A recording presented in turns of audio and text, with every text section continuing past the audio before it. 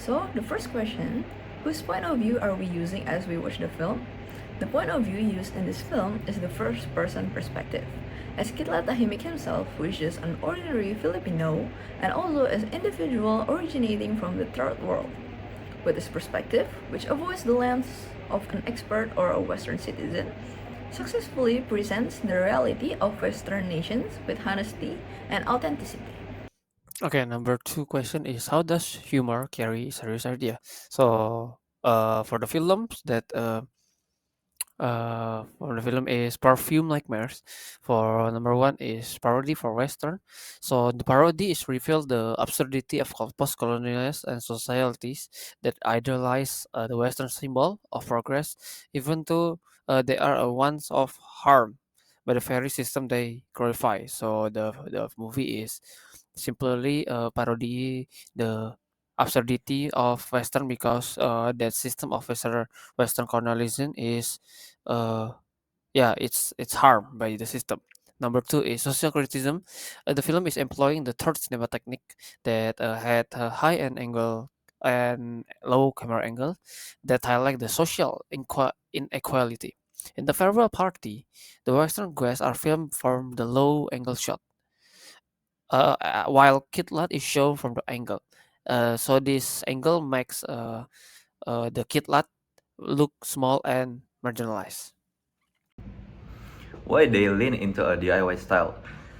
Kidlat Tahimik created this film without a major studio, with minimal financial support, and often with a crew consisting solely of himself. By adopting a DIY approach, Kidlat was able to maintain full creative control over every aspect of the film, including narrative, visual, and actor interaction, even involving himself as the performer. The DIY style reflects his visual philosophy of living independently and authentically, aligning with this critical stance toward unsemian consumption of Western culture. The conclusion is they lean into a DIY style due to limit resource, the need for creative control, support for local teams, opportunity for experimentation, and alignment with an independent way of life. How does voiceover and sound guide what we feel? In the film, we hear Kidlat Tahimik's voice over as cheerful and musical for the first half, accompanying with music and sound that fits in the Philippines.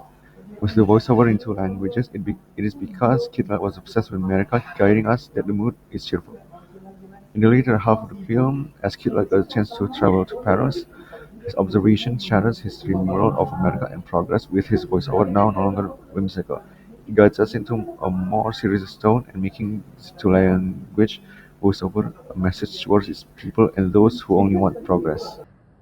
How do everyday objects turn into symbols?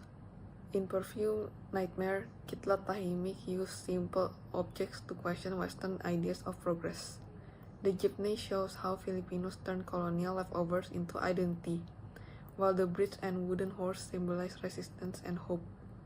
The bridge reflects awareness of oppressions, and the horse made from his father's rifle turns pain into creativity. With humor and satire, Tahimik shows that modernization often helps outsiders more than locals, calling for Filipinos to define their own path. So what does their cinema look like here? The first one is DIY and imperfect aesthetic.